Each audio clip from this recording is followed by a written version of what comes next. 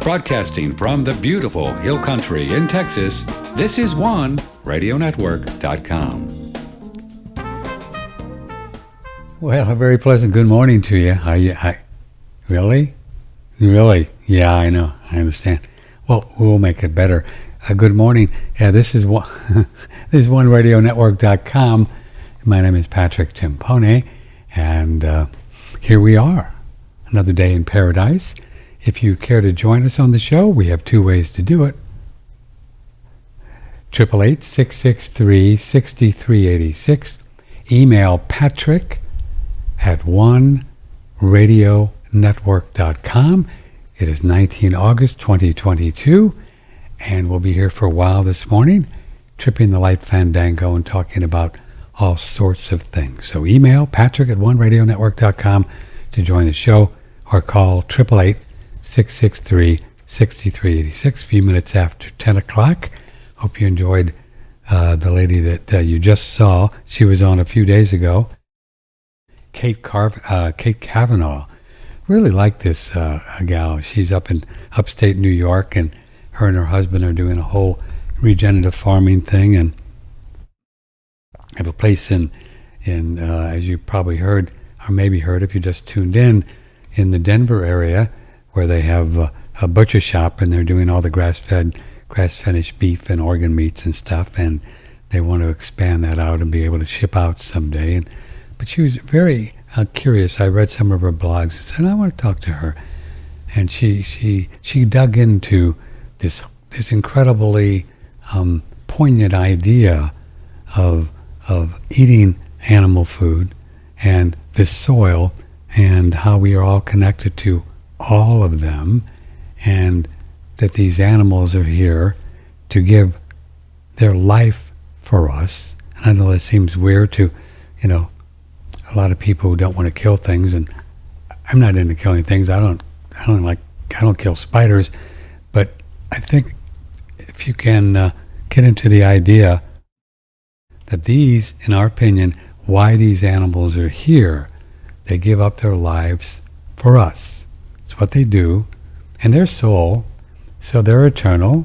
And if you treat them with respect and feed them grass and love them, and then they go off into the great beyond, and they'll reincarnate to something else, just like all souls do. Who knows?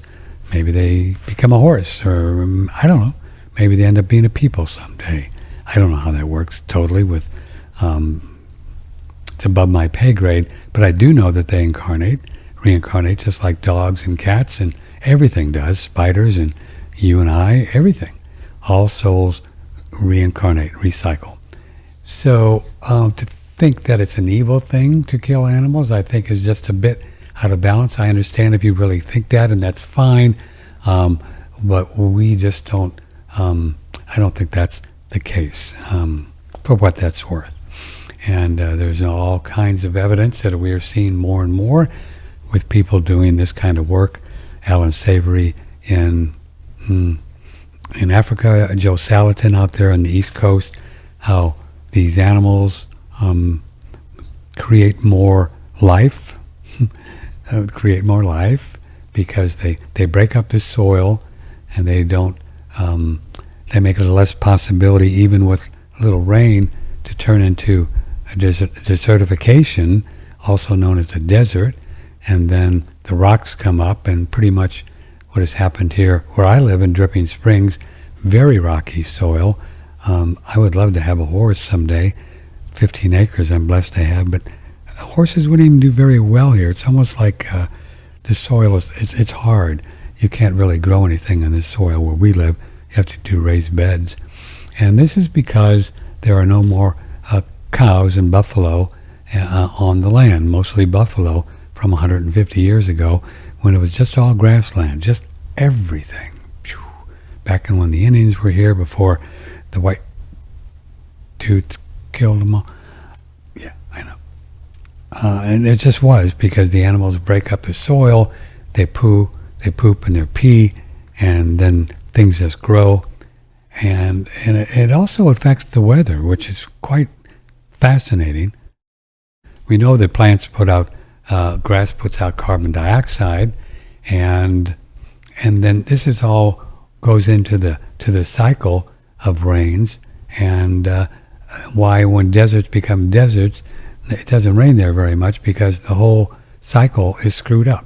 Does that make sense? So, the more we have got into this factory farming, maybe 50, 100 years ago, and start growing rice and corn because we just killed out of the meat, and we wanted to have stuff stored up, and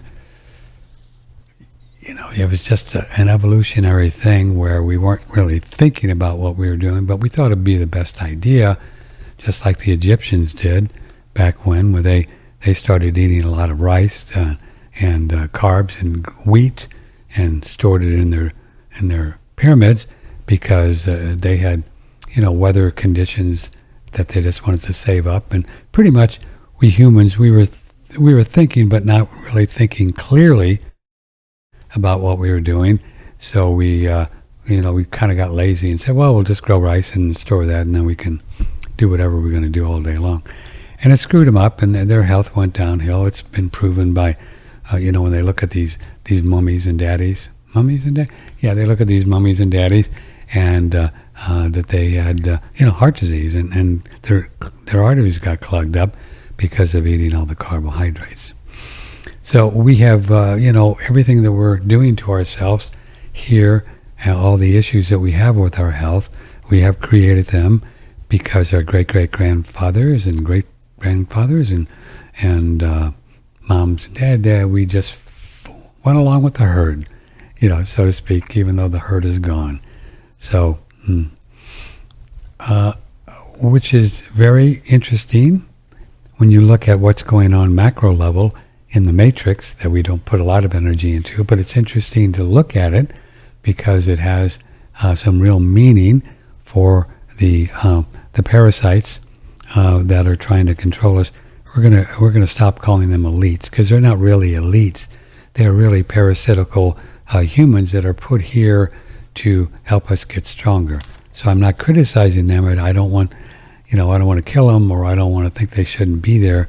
They should be there because they're there so we can grow big and strong.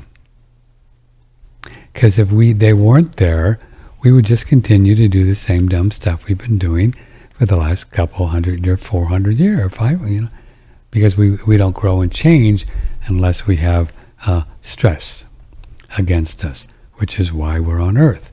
Without stress, without pushback, without conflict, without challenges, we don't grow. The muscle doesn't grow much unless we put stress on it, right? We stress, pressure, resistance, and the muscle grows. Same way it works for the body. Same way it works for the body. And for the heart, for the mind, for soul. Mind, never mind mind. Soul, as we enter into more challenges that we don't like, and because they're not fun, and we're in this state of consciousness that we feel and we really talk a lot about how to get out of these states of consciousness. That's one of our specialties, because I just had to learn it over the last 20, 30 years. Otherwise, I was just going to lead a life of quiet desperation, and I wasn't going to do it. I just wasn't going to do it, and I don't do it, and I'm not going to do it, because why do it if you don't have to? So I had to learn how this stuff all works. It was a choice, but I had no choice, really. It's kind of like free will and God's will is pretty much the same. It's kind of all combined together at some point. So that's why we're having all the challenges that we have. That's why you and I get faced with challenges, and we have to get a little creative and say, okay, what's going on here? And this is pretty much what our show is about on OneRadioNetwork.com. You can go in, if you want to see the videos on BitChute and YouTube, put in Patrick Timpone, and we also have links. We don't have the link up to YouTube yet on the front page, but we will get it done this weekend because we just got back up on YouTube. We don't put everything up there. We're having to be selective with what we put up, otherwise will just get censored again and they'll take it all down. But so we managed to have one YouTube channel that had about 3 or 4 podcasts that they didn't know about. That they censored all the other ones. They just dropped the other ones. So you really have to be careful what you talk about. And I can't even say them here. Otherwise this, we couldn't put this one up there. But if you use certain words, then you'll get censored. And they have artificial intelligence that picks up the words. They're getting pretty good at it. So if you say words that you probably know what I mean, they'll censor you. So this is what part of the what we call in my spiritual path the Kali Yuga, Kali. You can Google that puppy and see what you come up with. Kali Yuga. This is the kind of in the Iron Age. We had the Golden Age and the Silver and the Copper and the Iron. So this is kind of the worst of the worst. And in the Kali Yuga, there are forces. His name is Kal Niranjan. And this dude, he was created by God to kick our ass.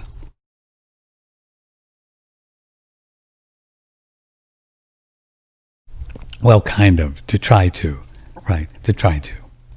So that's his job. And so, because, people often email and wax philosophically when you talk to them, and we talk about these things and say, well, why doesn't God just, kill the devil? Or just take away all the evil and it'll be all fine. Well, then, no, that's why we're here, is to see the evil, see whatever you want to call it, Satan, the mind, evil, the dark forces, a lot of words for it, the cow, we call it, I call it, to see it for what it is, to see that it's separate from us, which it is, and then we get to learn that we are soul and not the evil, so then we can learn more effectively to jump out of the idea that they can hurt us, and we change our states of consciousness, and this is how we grow spiritually, and we wouldn't do it if they weren't there. Does that make sense? Yeah, pretty much just be sex, drugs, and rock and roll and pizza, and, black holes of meaningless stuff, and, pretty much what most of humanity is doing right now. God love them, because they are caught up in the matrix. They don't understand what we're saying here. So that's what's happening. So then the cow dudes and dudettes, they are, after all, the low-hanging fruit, and you know what they're doing to them.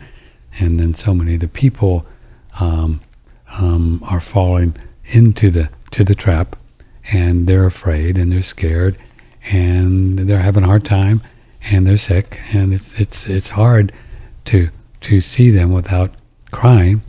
But our job is to stay strong and to do our job, to do our thing, to get happy, to get healthy, to get understand abundance and figure that one out, as we all are, everything. And then maybe they'll come to you, your brother or sister, or your aunt or your uncle, or even your significant other, and say, "Man, you're all happy these days. Well, how are you doing that?" And then you can help them. But before that, you just can't. They're in a different state of consciousness, and it's just not happening. So I would encourage you and me, and we all learn this, not to go out and try to save somebody, because it's not going to work. You're just going to, not going to work. And you know that. If you've tried to help your mom or your dad get healthier, and your brother, your sister, or your wife or your husband or your girlfriend, if they're not ready, if they're not willing, if they're not able, if they're not open, whatever term you want to use, it's just not going to happen. Right? So you love them, you listen to them, you accept them for where they are, and you get strong yourself, and they'll come around if they want. And if they don't want, well, then you still love them, because that's our job. Does that make sense? These are the kind of things we talk about, especially on Friday when it's just you and me. And if you questions, comments, think I'm crazy or have some ideas about what we talk about, please do join us because it's fun. Let me see if I can get some emails, and we always have plenty of emails to dig into. But don't be shy and join us. OneRadioNetwork.com. It is a Friday morning, 22. I have a lot of things. I have my little notes. I just scratch out notes during the week and then come up with something,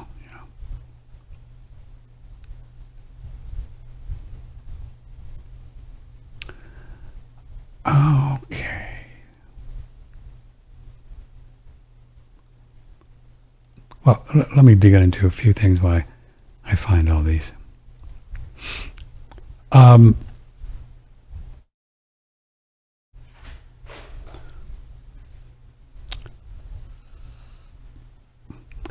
One thing, after being involved with this natural healing stuff for, since the late 70s is when I first became nutritionally aware and said, man, there's something going on here. I remember it was I think in 1978, and I was just going along in the breeze, and I think I had just quit smoking a couple years before. So I was beginning to kind of wake up a little and smoked for about maybe 10, 15 years. And can't imagine that. Can you imagine even doing that now? It's just like another world, And I worked for a radio station and they wanted us to do this kissing booth thing, right? And sure, whatever. As a radio talk show dude or disc jockey, you did stuff like that because that's what they wanted you to do. They were paying you, so we did it, and it was for a charity, and the people gave you so much money to kiss you. So we were kissing people, and this really cute, lovely girl came up and had a smooch, and there was something. We had a little we had a little connection there with our smooch, and she actually hung around a little bit, so I knew that she was kind of interested in getting to know me, which was cool. When you say, wow, when a girl that cute wants to get to know you, God's good. So we got together and we started going out, and she was a really sweet girl, and she was a vegan, right? Total vegan. No, let me see. I think it was just vegetarian. Sorry, I don't know if she was a vegan. It's a long time ago, 40 years, or 40, 50, or who knows. And and she had the most beautiful kind of clear, sparkly blue eyes ever. It was like, like a Paul Newman kind of blue eyes thing, or whoever. I don't like boys, but Paul Newman's got good eyes, beautiful eyes, had. And and she was vegetarian since birth. And her mom or dad were vegetarian, right? And so she talked to me quite a bit about it. She wasn't a vegan Nazi or anything and didn't want me to eat meat. I don't even know what I was eating at that time. Back before you become nutritionally aware, you don't even think about it. It's not even in, like we do now. We think about, oh, is this good? You just eat. You just eat. You just eat whatever, and you drink whatever, and, you just don't even think about it. Don't even think about how you feel. You don't even connect anything between drinking too much and feeling terrible the next day. None of that stuff, because you're just kind of unconscious, right? This is what being unconscious is. You just breeze along in the breeze, keep doing what we're doing, and never really thinking about what we're doing is affecting us, which is what, God love him, most of humanity does today. This is it. And this is why they're sick and having a hard time, and why we do what we do, so maybe we can help them someday. Anyway, so back to the vegetarian girl. I wish I remembered her name. And so after hanging out for a little while, I don't remember how long the relationship lasts, but, being an Italian Scorpio, they don't generally last that long when you're, young and frisky, or old and frisky, either way, it's just the same thing, right? Until you don't really understand the boy-girl thing like I do now. And, the sacredness of it. And so I really started thinking about it. I said, wow, can what we eat, and I really remember having this conversation with myself. So does what we eat affect how we look and how we feel? First time I ever asked that question. You know what I mean? 30 years old or something. Is that possible? So I really started asking that question. And, until you ask that question, you never really think about it. As most people don't. Just go to the food store and God love them, look at them. They got their cart piled up with things that are just very hard on the human body, and they're carrying a lot of weight, and they just don't know. They just don't know.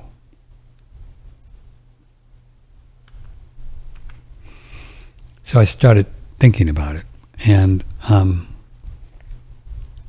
that's what really started my journey in natural healing and stuff. And so then throughout all these many years, you can imagine the people that I have come in contact with that have all of these systems that tell you, and you'll see where this is all going, they'll tell you what's wrong with you, right? We've all done it. I've done lots of them. Blood tests, hair analysis. I was trying to think of the name for this. Yeah, I think it's kind of Meridian, where they put these little probes on your fingers, and they've got all these fancy machines. Ken Rowley used to talk about them. There's a name for them. Cyto. There was a thing I did one time where you put your hand in a kind of a mouse thing, and it went electronically to some software that some people were doing, and it would tell you all the things wrong with you. And it's all nonsense. I don't say it's nonsense. I shouldn't say nonsense, but it's just crazy. Because you go in these machines and they find all kinds of stuff. Just like they can find all kinds of stuff when you do the 23andMe and all these genetic SNPs that you say you're permanently attuned to, and this is going to affect you. And it's not. The genes change all the time. You might have a predisposition to something, which might be interesting to play with, like, I don't know, who knows. But if you put a whole lot of weight into it, in my opinion, you're going to go down black holes that you just need to go down, because we change. You might come in with a SNP from grandma or grandpa, but if you glob onto the idea that this SNP is going to control you, well, then you've bought into, in my opinion, a false paradigm, and you'll go after fixing this SNP when you don't need to be, is just eat good food, think good thoughts, drink good water, exercise, and talk to God, and your SNPs will unsnip. They will. They'll just unsnip. So whenever we try to fix things, it generally makes it worse. Now, that's not always the case. You can get creative. People that know how to do this in some cases can give you a few little hits of this or that just so you feel better, but it's not going to cure anything. And then you get attached, and then you get kind of addicted to taking these things, and then you're down the road, which is why we just talk about food, once living sources, things like what we promote help the body to get back in the balance, help the body to heal without trying to fix something. What else is there? There's kinesiology.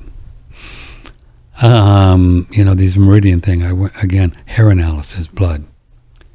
And I can't tell you how many thousands and thousands of dollars I've spent on these things, and then spent on thousands of dollars of supplements that whoever gave you these tests filled you up with in a plastic bag, and said, take this and this and this and this and this, and then it's gonna heal you. Never worked. Never did. It's not how it works. it's like slapping metal against the wall and trying to fix your hormones by taking bioidentical hormones or whatever, getting a testosterone shot in your arm or a BB in your butt to raise your testosterone, or I don't know. And this is all going on in the natural world, and they'll fill you up with these vitamins and herbs and stuff, and you can't fix it like that. The body is such an incredible, moving, cool thing, spiritually, mentally, emotionally going on. It's a one big blob of energy and karma, and you start trying to fix stuff by just blobbing this without blobbing that, and it may help you feel a little bit better for a while, but it's always a black hole, because then what happens when you get too much magnesium, or when your body quits making it, or when you get too much copper, or, and then these people say, well, copper is the problem. If you don't have enough copper, then you're going to die, and then whatever. But it's going on all over the place. And again, it's not a criticism of these people. I'm just telling you that in my opinion and my experience over the last 40 years, it's just not the way to go. You can do it if you want, but I don't think it's the way to go. But I think there's evidence. So like Morley Robbins, who's saying we're really short on copper, and I think most people are because of dietary things. Absolutely, I don't doubt it. I think copper is one of the reasons why the hair will get gray early, and mine did, but it's getting darker. But like the lady who was on just before us, who we talked to, I don't even know, not too long ago, Kate Kavanaugh. You eat liver and you get lots of copper. Lots of good copper. Excellent source of copper. Much better than a pill, which is made in a lab. You think your body knows what to do with that? Eat it with food. Liver is like amazing. Probably one of the reasons why people do so well when they have some liver a couple times a week. All organ meats have copper. Oysters, and Kate Kavanaugh mentioned oysters. Wow. Cooked or raw, lots of selenium, lots of zinc, B12, and guys, for sexual vitality, strength, testicles, oysters are like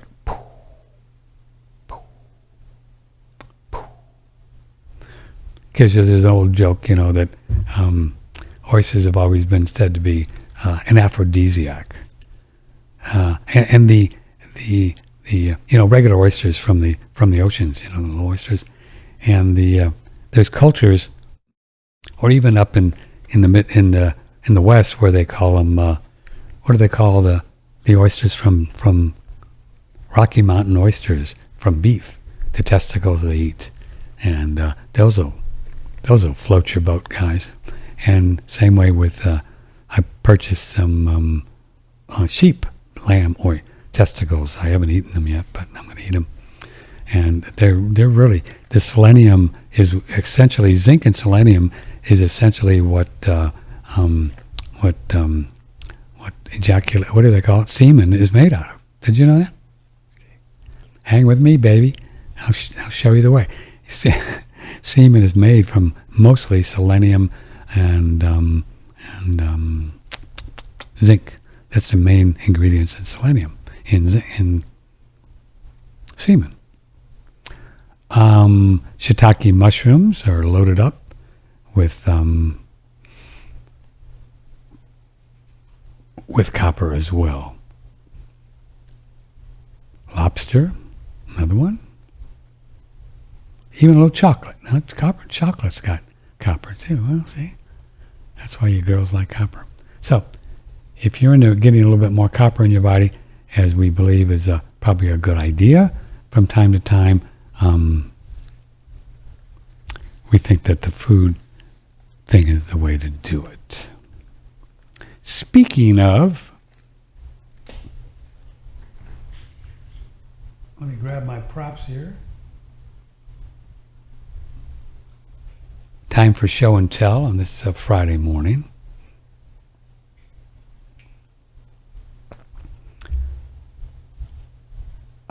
I suspect that most of you guys listening to me right now on this 19th day of August, if you've been around for a while, that you would enjoy. I'm going to try to keep this as delicate. I don't know why you have delicate. It's just sex. You would enjoy maybe, and your partner would enjoy maybe having a more full erection, harder, more erect, and more often, and able to sustain it longer. What do you think? Come on, be honest. Yeah, I know. So there's many ways to do that. Exercise is really good. Eating an animal-based diet is really good. Eating good fats is really good. Not eating carbs so you don't clog up the arteries, the veins in the penis, because that inhibits blood flow, and the reason the penis gets hard and the whole thing is because of blood. That's what it is. It's blood. I know you think it's your girlfriend or your wife that's making it. And she does because you're attracted to her, but it's blood. So we know. We don't conjecture. It's not conspiracy theory that sugar and carbs clog things up. I don't think there's any doubt about it. Especially the carbs. Sugar could be a yes, no, maybe. Sometimes sugar can be used to actually heal things.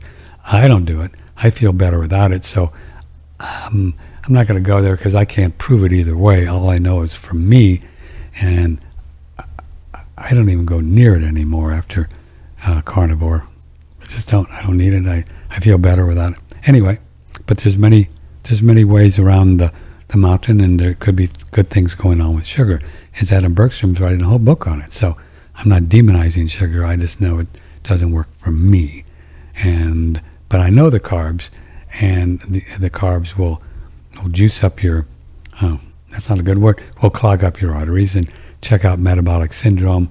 The carnivore people we've talked to have a lot of studies and anecdotal studies, and they can really show and prove that these carbs, we just weren't meant to eat them. The corn and the wheat and the rice. They're just not species appropriate foods. They just aren't. We ate meat for billions of years. That's all we ate. And then 10,000 years ago, we decided to start eating this stuff. And, our health has declined, I think, ever since. So anyway, all the good things to do. So get off the carbs, start eating meat, and then your libido is going to increase just that. And then we have extracurricular activity, and we've got 3 of them. And guys, I guarantee you, if you get on these and get on them regularly, that everything south of the border is going to be more fun. More fun. It's a nice way to put it, isn't it? And pleasurable. And the 3 are pure potency pine pollen, which is on sale right now, 20% off. Use promo code RESTORE20 on One Radio Network. 20% off, the biggest sale of the year. I'm getting me 2 of these puppies during the sale, which I think we have another week or so. So get some now, and you'll like it. You just do it every day, and Daniel tells you to do it in the morning, afternoon, and night, or just in the morning, whichever you prefer if you want it to last longer. There's several pine pollens on his website, as you'll see when you click through One Radio Network and just pick out which one you want. Some are more expensive. They just have more of it. So that's number 1. Number 2, also while you're there, I would get elk velvet antler. It's been used in Chinese medicine and Ayurvedic medicine. Do I have any in there? Man, I want to hit. I think I used it all. That's all gone. I've got more downstairs. Elk velvet antler with surthrival. Get some of this. Think about it. These elk and moosies, elk, they grow these incredible, racks, huge, and they do it every year. They, you know how much mojo must be in there, right? How much chi? Think about it. It's just like growing another arm or leg every year. They drop them. They just boom, and then they do it again. Deer do the same thing. Yeah. They do deer antler soup in China for sexual vitality, all kinds of stuff. And this goes back thousands of years. People knew this. There's not anything new. They knew the power.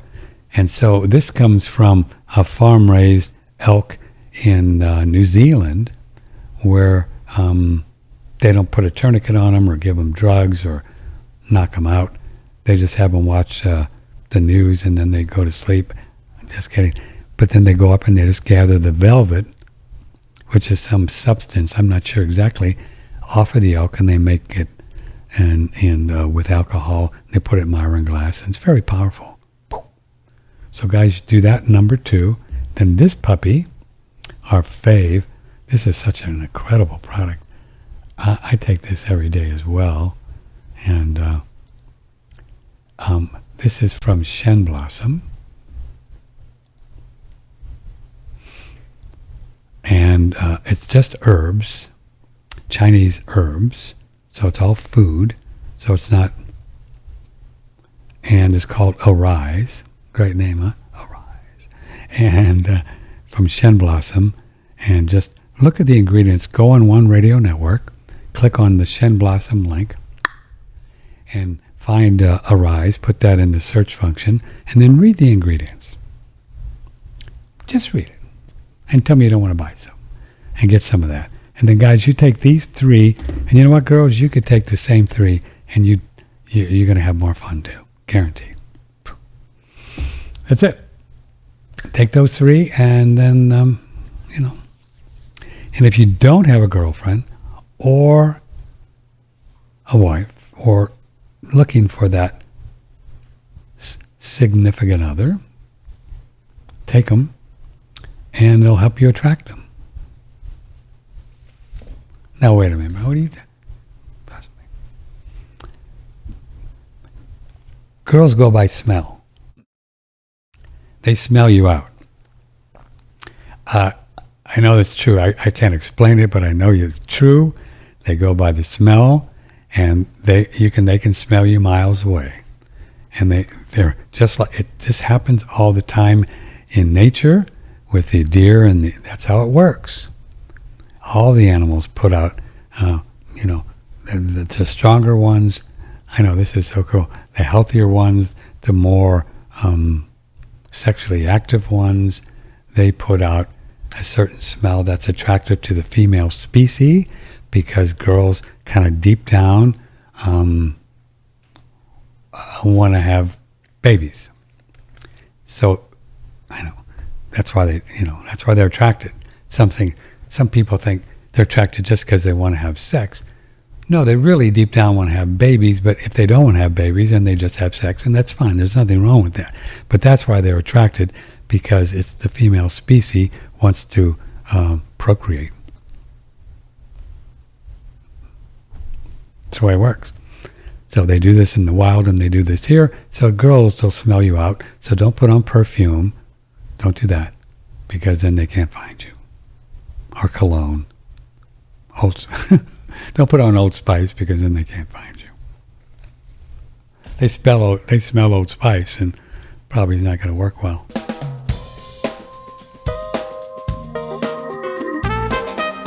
Broadcasting from the beautiful Hill Country in Texas, this is OneRadioNetwork.com. So if you're new here and just joining us on BitChute or One Radio Network, or let me find the right button, or right here or on our podcast, as you just heard over the last 45 minutes, we talk about a lot of cutting edge, out of the box things that you're not going to hear a lot of different places. And this is why we have the following that we do. It's not a large following. No. It's, I would say, more of a boutique following. So we're not, we're just, I don't know what we're not. All I know is what we are. And so if you like what we do and you think it's interesting, I'd appreciate if you would support us. That'd be great. You can donate. Send us $10 a month or $20 a month. It's really helpful. There's a lot of expenses just doing the show, and it would be really interesting and grateful if you want to do that. Go to the donation tab. You could sign up for a one-time or a $10 a month deal or $20 if you think it's worth it, or buy some products, and that's how we support what we do.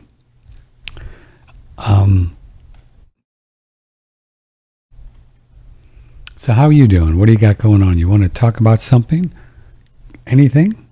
You don't have to follow the line of conversation. You can just jump in. 888-663-6386. The lights. The email patrick@oneradionetwork.com. patrick@oneradionetwork.com. A lot of you listening on audio this morning, a few on video too. So thanks for joining us. Quite fun. Quite fun indeed. I'm starting to do some various weights and calisthenics kind of thing. We put hello. Hello, who's calling? Oh, that's my personal phone. We'll let that one go. We're starting to do some push-ups, and we put a great video on our front page.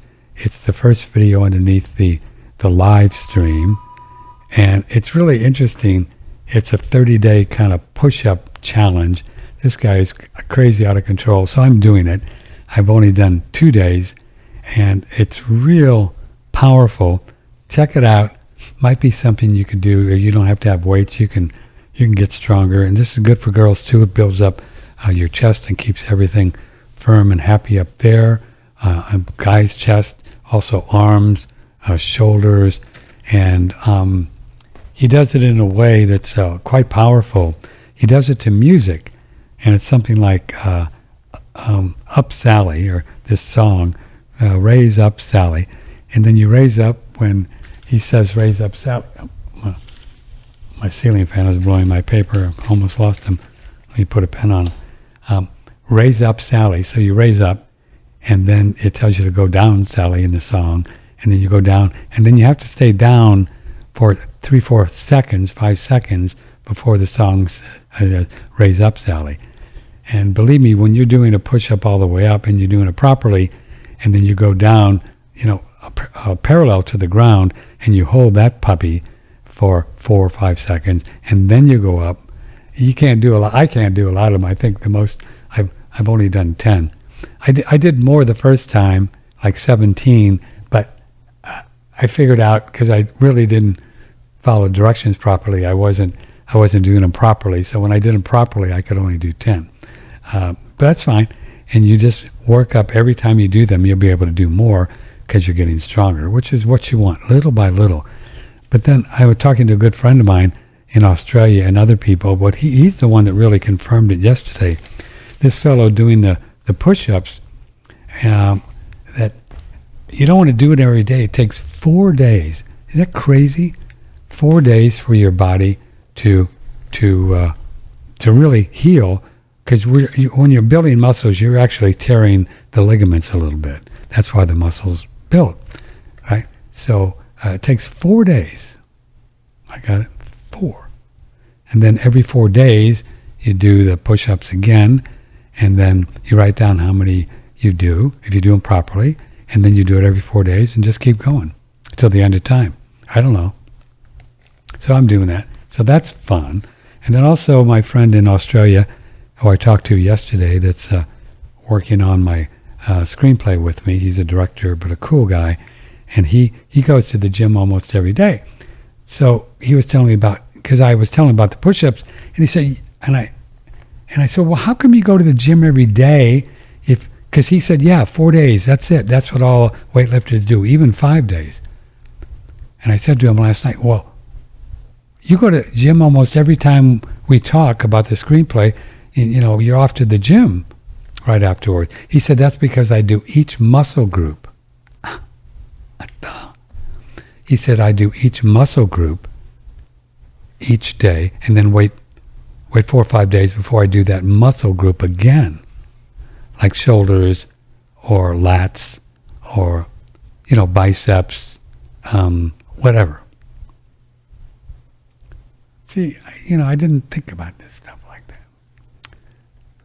Isn't that cool? So I think that's pretty good information for you. If you want to get stronger, you just do one muscle group and then wait 4 or 5 days and do the other one. Then you can do your whole body. So every day you're doing something. So I have one of those little small kind of exercise machine things where they got all this stuff, which I've had for like 5 years and never used. Do you think that? Yeah, I know. Never used it. So, but now I'm starting, 5 years later, isn't that crazy? I've had this thing 5 years, I think. Never used it.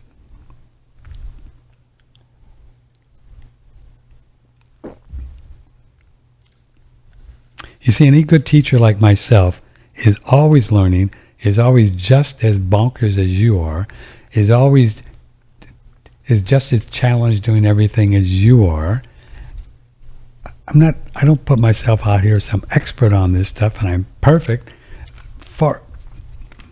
No way.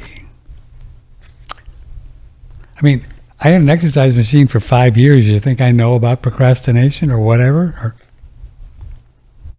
Or 5. Anyway, so I did, so I said, well, this is great. I'm going to do lats. So I did lats where you got this thing where you know what I mean? Pull down.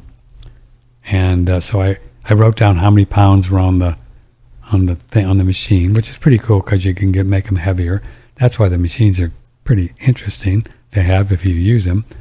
And then you count how many, and then 4 or 5 days later, I'll see if I can do more or add more weight. So I'm going to do different body parts every day. So I don't know why I'm doing this. I do know, but I won't tell you.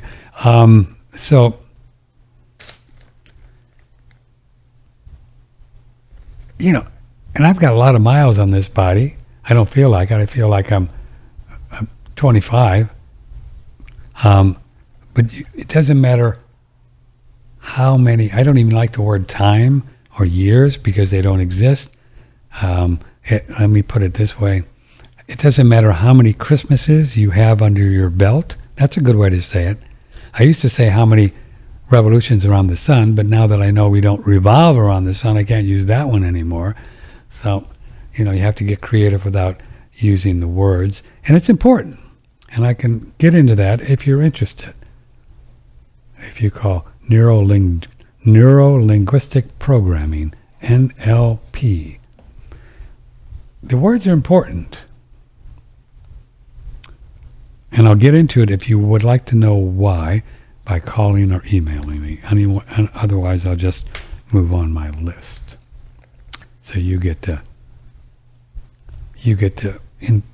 participate in the show as well.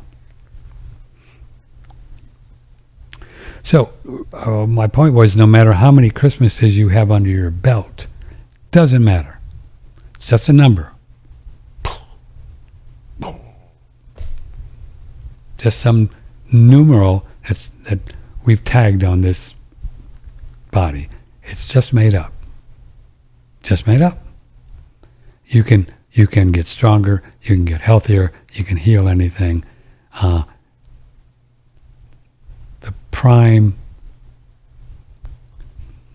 key to this is believing what I just said and letting go of any idea, not letting go, but just don't go into that state of consciousness where you say, well, I'm 55 and there's no way I'm going to, testosterone goes down when I'm 55 and oh my God, and I'll be on I'll be on some pill. I don't even know what they call it. They give guys pills.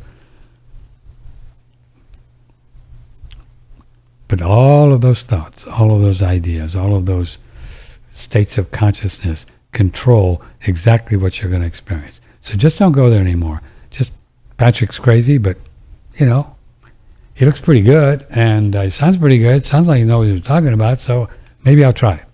I don't want you to put all your trust in me or anything, but maybe I'll try it. What else you got? And then you go online and find some cool things like the push-ups, which we have on the front page, and then get a bar like we have and do the pull-ups. That's one you can do. And then you can just hang like we do. That's one you can do. And then sit-ups, you can do the crunches, and you can do those properly without hurting your neck. You don't need weights. You don't need them. Just another toy that you probably won't use anyway. You can do it all right there, and then yoga, and then you're stretching all the time. So you're limbering up and you're building muscle, limbering up, building muscle. And when you build muscle, you just get stronger everywhere with what you think, what you feel, your outlook on life, because your body's just kind of going, man, this is okay. What's going on?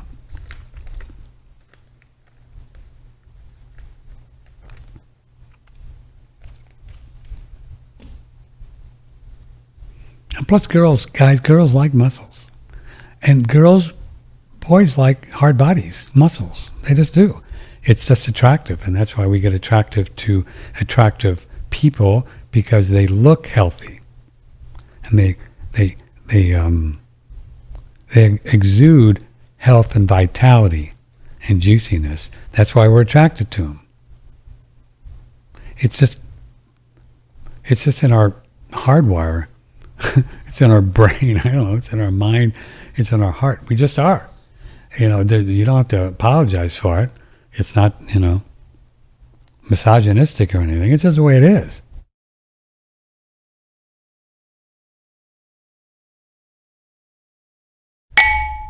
Hello. That was interesting. It's just the way it is. All right.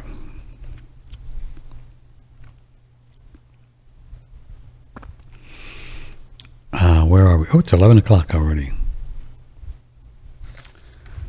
Okay. I've had some in my inbox here I've been wanting to get to. Let's see what I can find real quickly here. Does what you eat matter in yoga? From Dallas. Not the city of Dallas, but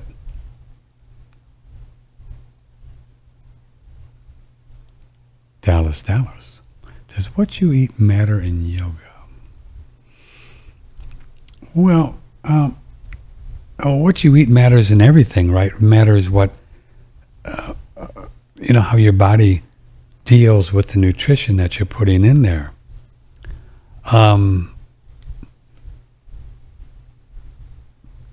Personally, I'm stronger eating a carnivore diet than I ever was eating carbs and sugar and starches. And when you're stronger, it certainly, I haven't found that it impedes flexibility. I actually think it makes it easier because you have more chi, more prana, more energy, more focus, more motivation to get on the old mat and stretch. So, yeah, I think a carnivore diet would probably be better than a vegetarian diet. Personally, what I have experienced in my life for yoga.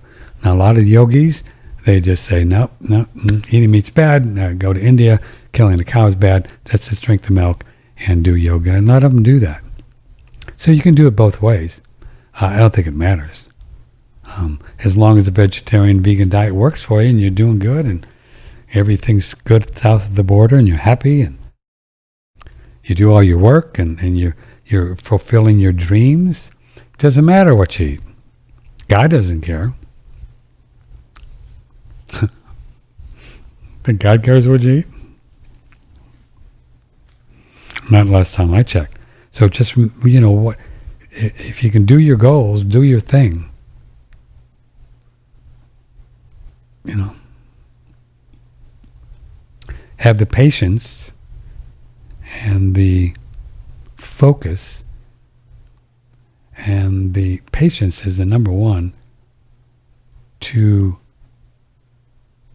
have the kind of relationship you want and need with your sig other, short for significant, and your children and your parents. If you've got that going on, but if you don't, then you could play with your diet to see if you could get stronger spiritually and emotionally. It's all a spiritual thing, but it plays into it. If you're not feeling good because you're really not dialed in on the food that's the best for you, it's harder to focus and to have compassion, because it takes internal spiritual strength to just not try to, and listen to somebody and understand what they want and understand what they need, rather than trying to fix them. Makes sense? Okay. Makes sense to me, but a lot of things make sense to me.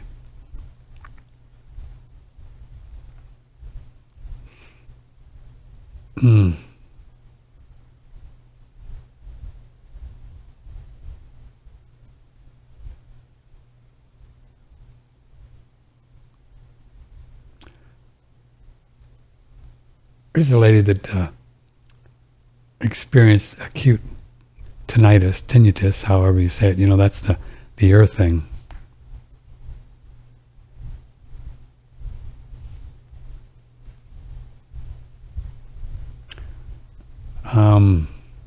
ENTs, which is ear, nose, and throat, all said they've never had patients with such intensity, sometimes in both ears.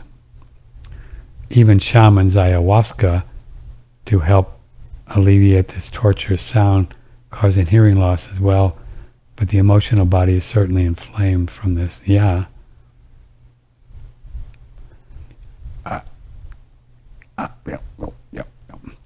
Sometimes these sounds are really spiritual experiences.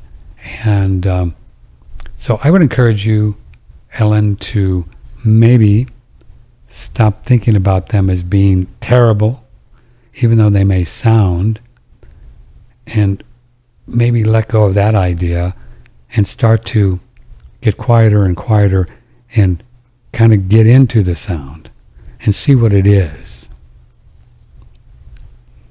It could be God talking to you, trying to wake you up.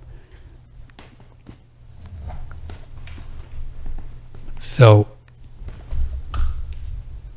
just putting my leg up here. So in my opinion, if we look at something as being bad, which right now you are, and I understand that you are because you don't like it the way it sounds, and then you go online and say that's bad and you do that, it makes it much more difficult to understand what's going on, because you've categorized it into something separate from you and saying that's bad, and I want to get rid of it. But it's not separate from you, because we know in the soul, mind, body paradigm, it is you. The disease is us. It is. It's this energy coagulation that people call, breast lumps or cancer or heart disease and all that stuff. It's just energy that we've created through our spiritual life and what we believe to be true, our state of consciousness. So it is us. So to get mad at it or to want to fix it or manipulate it or to get rid of it or to cut it out is just, in my opinion, really the wrong way to go, and it just doesn't end well. Because if you don't understand the whole thing, how it works like I do, you chase your tail and it'll make it worse. Look at all the millions of people, God love them, that day after day get diagnosed with cancer, do chemo, get sick and throw up, feel terrible, And most of them die. Oh, he just didn't make it. He fought cancer for years, or 2 years. Some of them don't.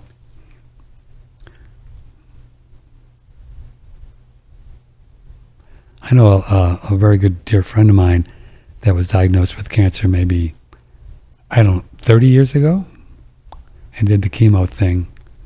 But she did a limited thing, but she was very spiritually evolved, and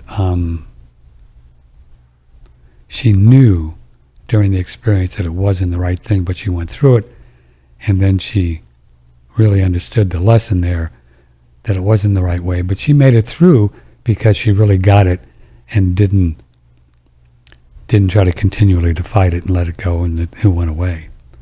But most people don't have that state of consciousness, and they just continue to believe that it's bad, and you got to cut it out, just like the doctors do. And they don't understand cancer. They just don't. Most doctors don't understand any of this stuff with the body.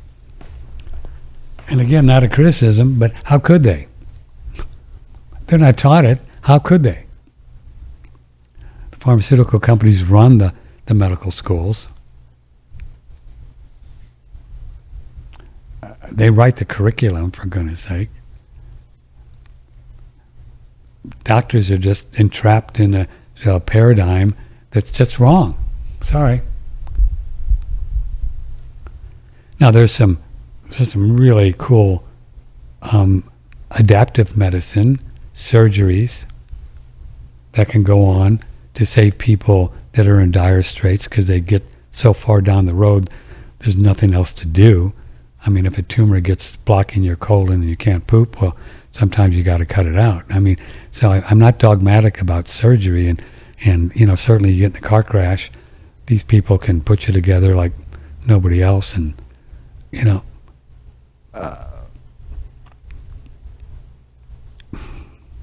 so there's a lot of good stuff that goes on in the medical model. So it's not all just wacko, but most of it's wacko. So I don't want to throw the baby out with the bathwater.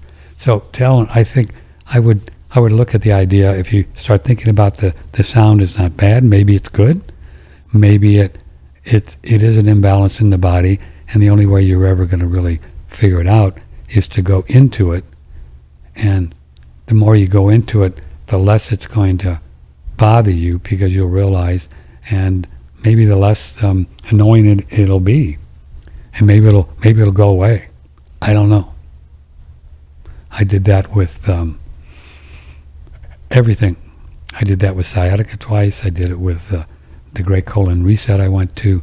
I did it with the heartburn, and eventually just all went away, and I learned how I created it spiritually, and I didn't do it with from the outside in. I did it from the inside out, which is how I learned all this stuff. And I don't want to do it again, but it was pretty much my path the last 15 years. Into the pain.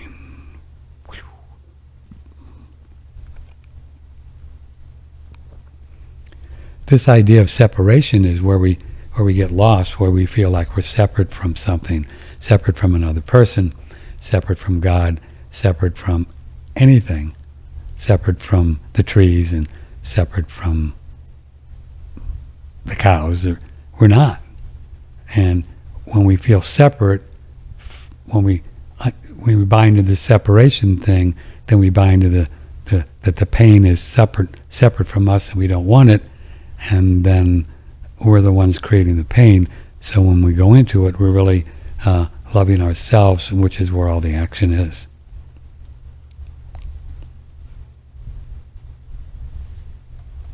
Okay.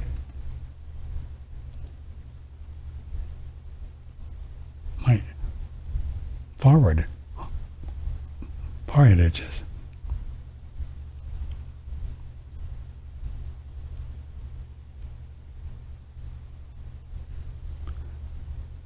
I'm just learning about shifting from fewer veggies to more meat.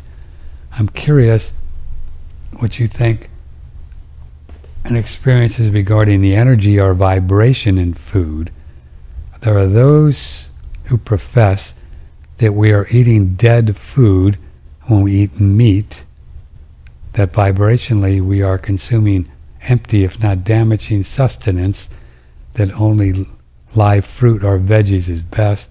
Would love to hear what you think about this. Oh, I don't know.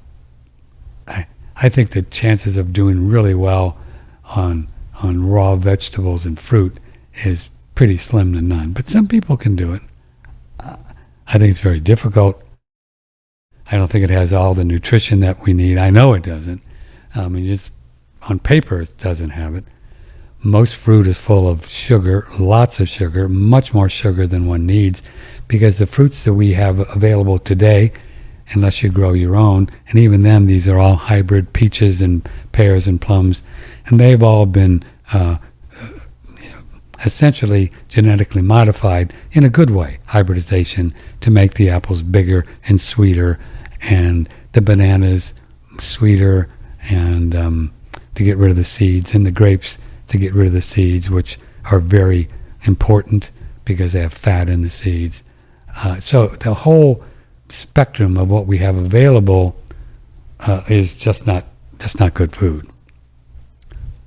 The fruit at the Whole Foods. You're not going to live on that stuff.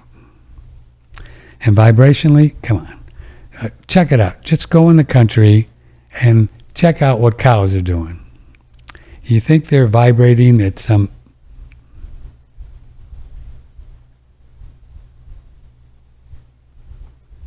They're the sweetest animals ever. Plus, when you harvest a broccoli, you kill that too. That all that vibrational thing and energy, it's all vegan, vegetarian propaganda, in my opinion.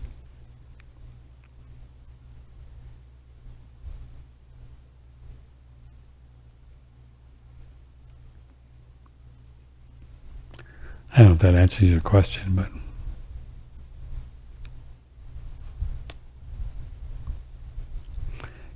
go online on UBTubi, find vegetarians who are 60 or 70 or 50 or whatever, who knows, and then find carnivore dudes that are 50, 60 or 70, whatever, and look at them and see what you think.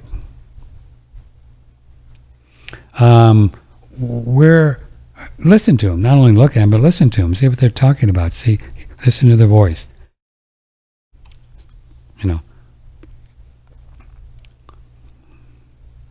Where do you purchase your meat? I'm in North Austin and sick of Whole Foods. Okay. We are buying lots of our meat, most of our meat, from a place that we just put in our store that is in Texas that we really like. If you go to our store, poof, click on there. Click on, I think it's Food and Superfoods. Food and Superfoods. Scroll down. And there you have it. Grass-fed meat store, Slankers. Man, it's really good. They're somewhere in North Texas. Grass-fed, grass-finished. And let me click on there. I'll click on through our store and look at some of the things he has. He's got buffalo. He's got lamb. He's got goat. He's got turkey. Whoa. He's got chicken. He's got beef. A lot of things. Good company. All kinds of things. Ground beef. Yes, is grass-fed.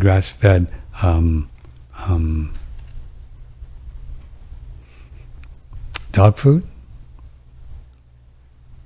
He's got low fat, high fat. Do the high fat. Chickens, goats, pork. I didn't know we had pigs, huh?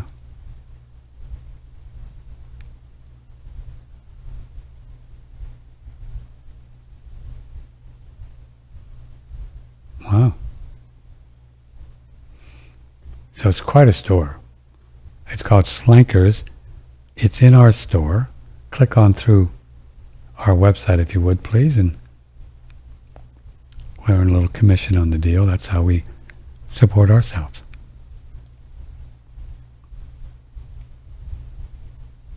Hi, Patrick. I hear you mention this quite often, and this is what I get. Oh, I've mentioned the idea that most of the yogurts are all low-fat. Well, here's what I get. Organic Nancy's probiotic, 100% grass-fed whole milk yogurt, cream on top. Wow. Now that sounds pretty fun. 41 billion live probiotics. And they have it at Sprouts. Oh, I know. There's a Sprouts in Austin. Huh. I've been making my own yogurt. Haven't done it lately. I don't know, kind of I fell off the old yogurt bandwagon. I don't know what happened. You know. That's fun. Whole fat Probi yogurt by Nancy's. I know that company, yeah. You know that company? Nancy's. Nancy. We're live here. It is the 19th of August. OneRadioNetwork.com.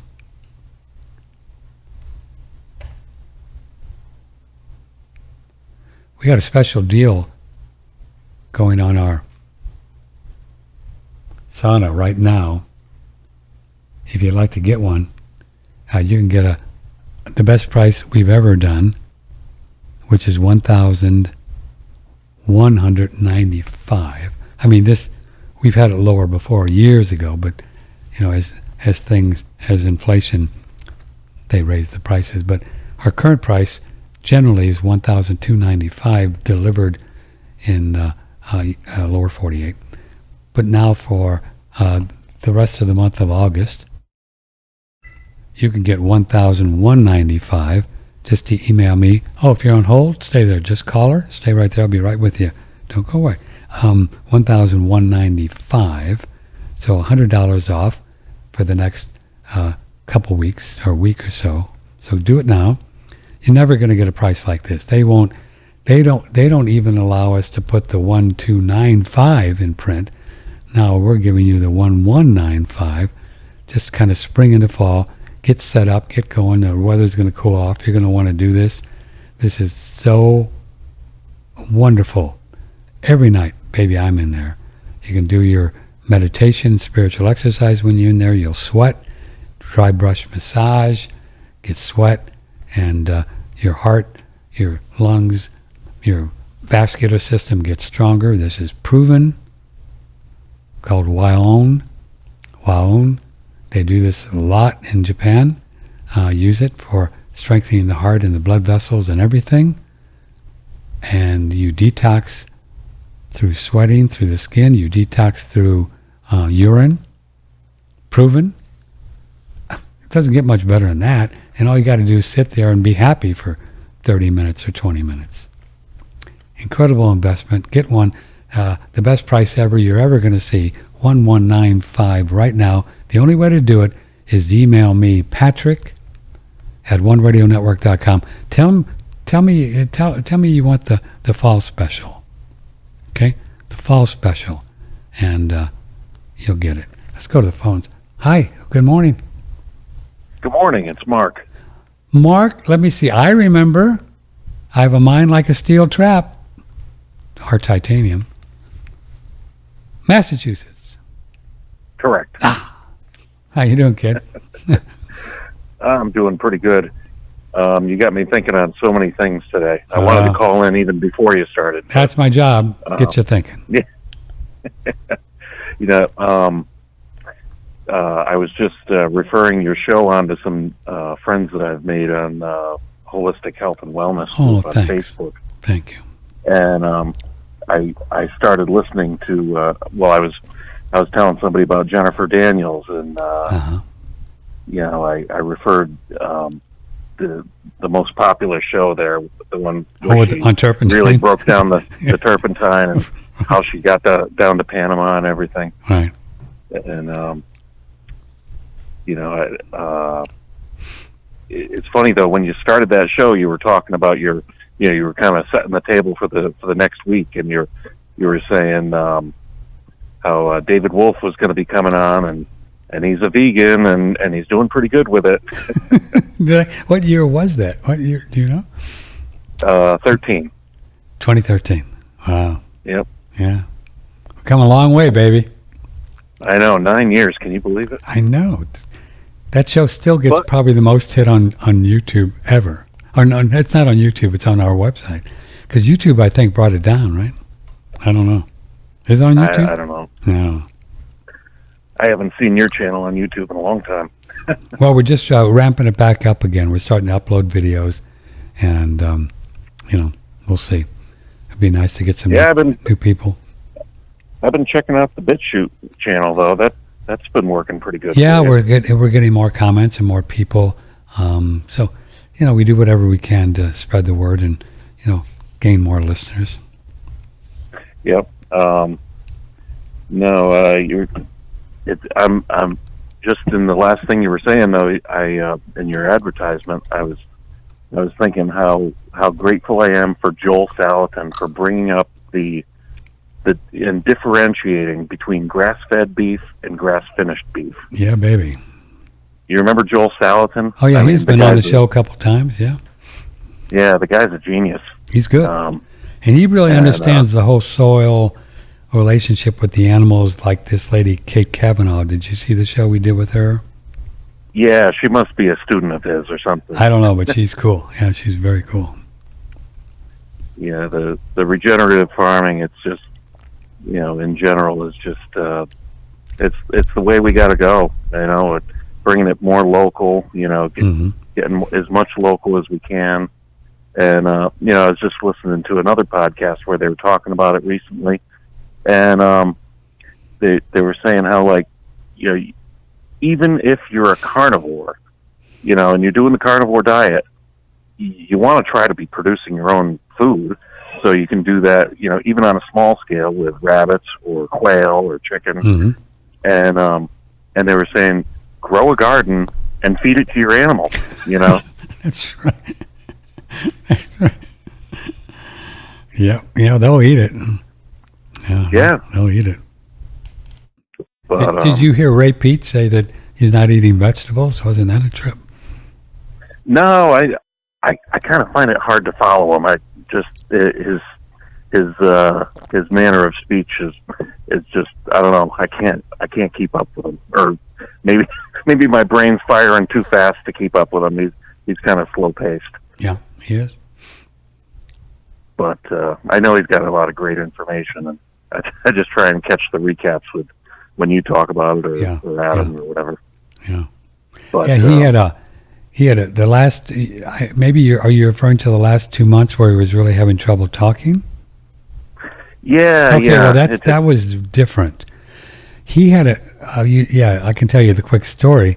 He had some bacon or something that somehow was flavored or cured or something with celery. And he had an incredible allergic reaction to the celery. And the celery initiated a thing with his throat, kind of a Robert F. Kennedy thing, which Kennedy has like his whole life. RFK Jr., you've heard him talk? I don't recall, no. You don't recall? You haven't heard any Robert F. Kennedy? He's got this whole thing with his throat. Anyway, so this is what happened. And I thought, when this first happened 2 months ago, that he was really having brain issues, and I was really concerned for him because he couldn't talk. He would. It's almost like an Alzheimer thing. But I didn't say anything, Mark, because what am I going to say? I felt bad for him. When we just did the show, he came back the next month. He was a little bit better, but still the same. So then it was funny. I said, well, I got to say something. So I wrote him an email, and I sent him all these videos with getting more fat because I thought his brain was going, So, and I think he watched some of them. I was just trying to help with the guy, Here I am trying to help him, guy. you know. And he was really sweet. He emailed me back. He said, really, thanks for that. And he said, I really understand about meat and the fat and how good it is. But I figured out that it was the celery. And and he told me about it in the email. And then I brought it up on the show, and he talked about it on the show about what happened was. And he was much, much better this past Monday, much better. So he's going to come around again. Celery salt? No, it was just celery. Celery can be pretty toxic for some people, very toxic. Yep. Yeah, I remember back in the day, probably back around 2013 or so, or maybe 12. I'm kind of losing your voice a little bit. I'm kind of losing you. Oh, can you hear me now? Yeah, that's better. Yeah, around 2012 or so, I was doing a lot of juicing. Yeah. And vegetable juicing and a lot of celery.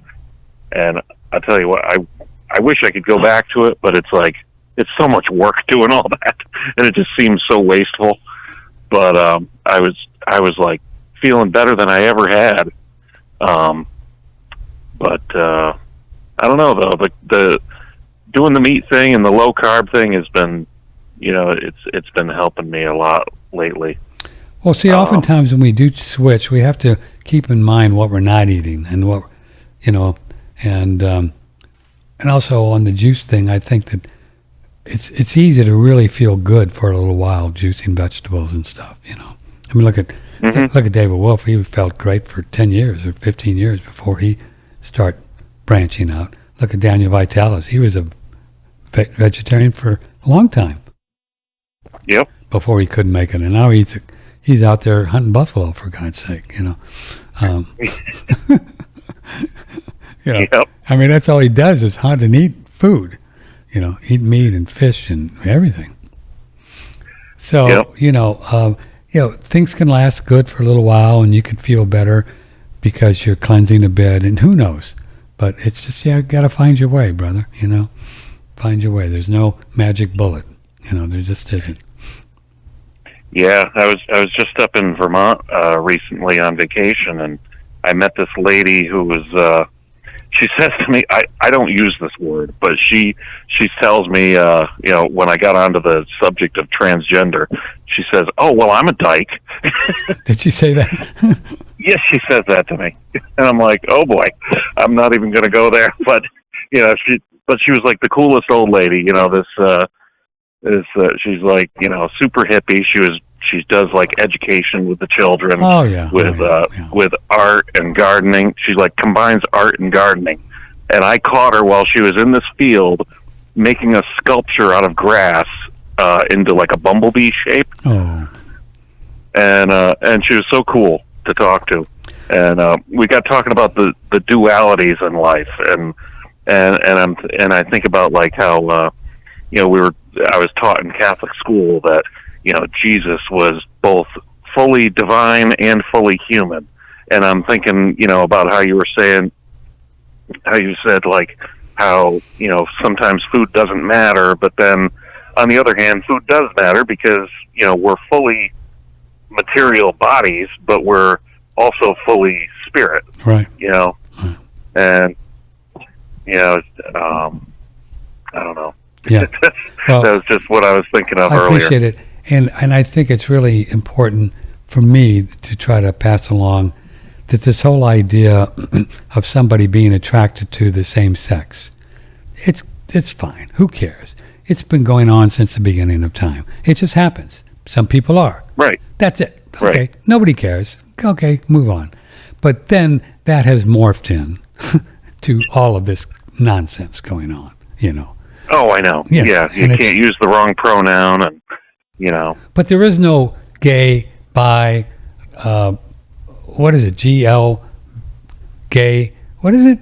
LB. Oh, lesbian. Oh, LGBT. Yeah, lesbian, gay, bi, GT, trans question. That's all nonsense. It's all made up stuff. This is all driven by the globali, the parasites who want to lower the population, make people crazy. I don't know. There's a lot of motives behind this LBGT nonsense, and to make people angry at one another, to get them fighting with one another, and then they've got all these people, on TikTok and going crazy, being weird. It's just all controlled, man. It's just a big controlled thing that it's got nothing to do with somebody being gay. You know, it's way out way out of control. Way out of control. Exactly. Yeah, I agree. And it's all planned, and they know what they're doing. They know what they're doing. Oh, well, they're probably the people that built that Georgia Guidestone. Well, sure. I mean, you know, and the people that are, you know, running this whole injection. Oh, I can't say it. Yeah, running this whole thing, and this whole, you know, same people. Yeah. Same crowd. You know, same crowd. The money, big pharma, big agribusiness. You know, same people. Yeah, and what's going on with that Georgia Guidestone thing? It got blown up. Yeah, somebody blew it up. I hear nobody talks about it. Oh no, it was pretty big for a while. No, it was pretty big. I don't know. I just, you know, I tried like asking people about it on Facebook, and it just like it all just got swept under the rug. Like I was posting things about it, nobody commented on it. Like I don't know. It just seems like it. Like they just want to sweep it under the rug and just pretend it didn't even happen. Well, of course. I mean, they own the media. Did you think any of the media was going to talk about it?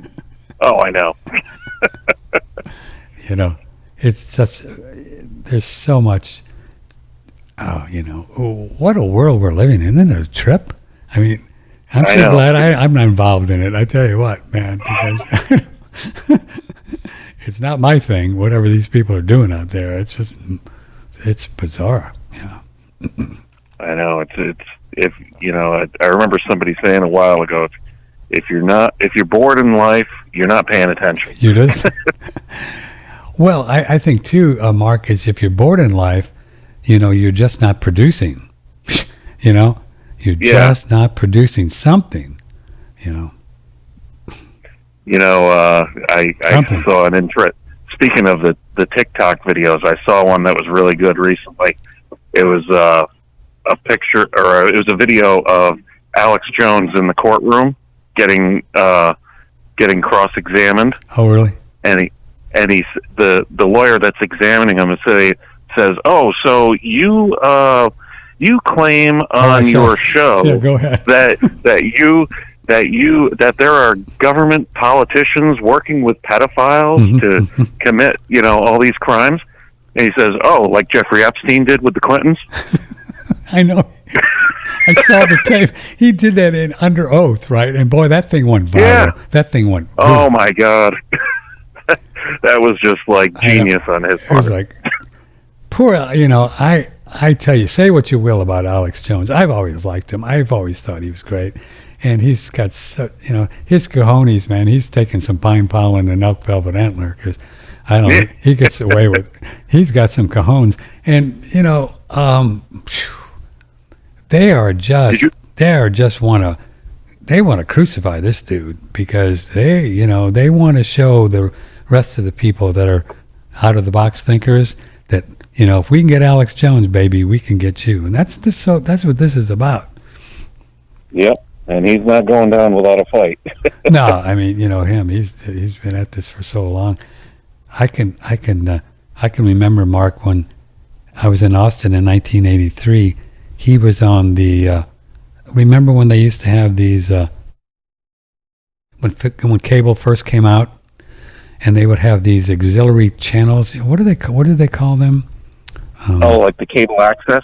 Access, right? They had these access channels. If you had cable, right? Then they have a couple channels that were access. And you could just go into the studio and do a show. They would just let people do a show, you know, for free. And Alex Jones used to sit there with a T-shirt on. This was like, 30 years ago. And he was talking about this stuff 30 years ago. And this is what he did. I know. Yeah, I saw him. Yep. And everything he said is all come true. I mean, it wasn't like he made it up. It wasn't like he didn't know what he was talking about. You know. Yeah.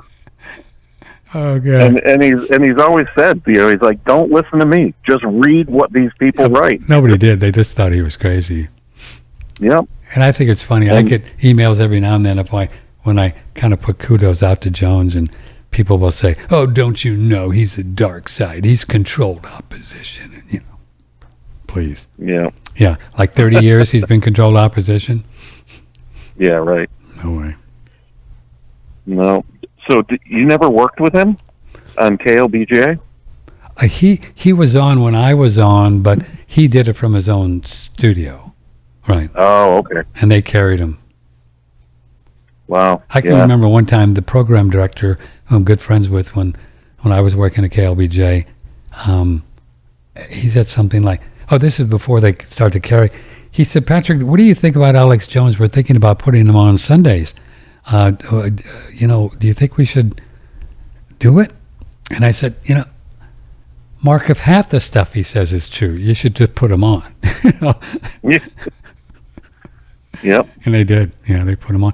It wasn't a long time, a couple of years, I think, something like that. Yep. No, I love radio and I love like listening to it. I just feel like I got like stage fright to even try and like start a show. There's a radio station near me that they'll welcome anybody to come in. And, really? You should go do it. Do a show for an hour. You should do it. You should do it. Oh, I can only imagine how much work it is though to put it together. Putting it together is no work, really. I don't put it together. I just show up. Yeah.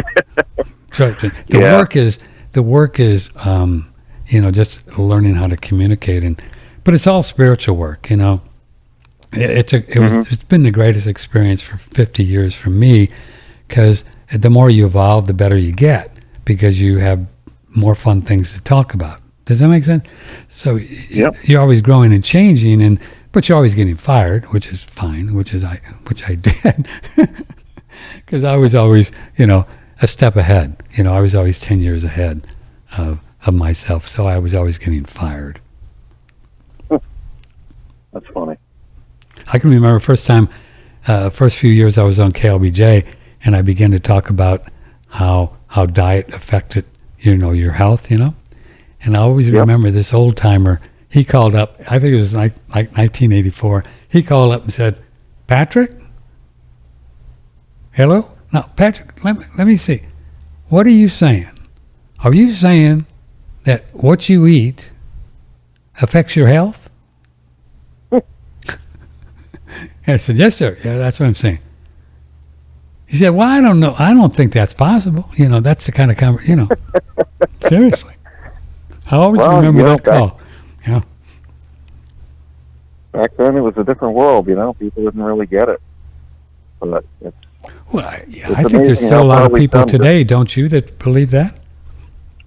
Yeah, but I mean, it's more and more, I guess. Yeah, it's been more and more. Yeah, I mean, I'm so grateful for that movie, Food Incorporated. That's what really opened my eyes. Oh, did it? Like I always knew there was something wrong, but watching Joel Salatin in that movie, and then like a year later, I saw the one with David Wolf, Food Matters, and it was like it was all just so eye opening, and just led me down this trail. I mean, that's what led me to you, was researching the people that were in those movies, and then I found your show, and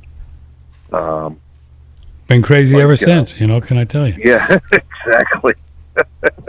Yeah, you're the, I'm trying to remember how I found your show, and I think it was either looking up Paul Gauci or Dr. Andrew Saul, because, one or the other. Who? What? Andrew who? Saul? Andrew Saul, yeah, he was in Food Matters with David Wolf. Oh, yeah, he was really good. Boy, David has really gone 100 big time political, hasn't he? Man, he's.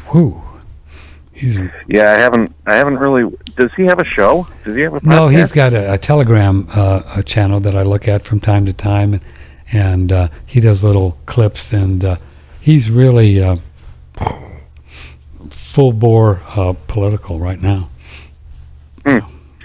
Now, speaking of Telegram, do you know about this guy Cab, K-A-B? Nope, never heard of him. Yeah, he's only on Telegram and Twitter, but he's like, he's into the whole alien, Palladian, reptilian thing. Oh man, I love that guy. Yeah, I don't know. I've only heard a little bit about him. Do you know, I've been thinking about this whole alien thing and extraterrestrial. Yep. You want to hear it? Sure. Okay. So we know the Earth is flat, right? Antarctica is in the North Pole's in the center of the Earth, and then it goes out to the ice wall. You've seen videos of the ice wall. It circles the Earth and holds the oceans in. It's fact. We know it. You can see the videos. Then the ice goes about 300 miles that we know of all around it to hold up this wall. This wall's not going anywhere. God was pretty smart. It's not going to melt and the oceans run up. It's not going to happen.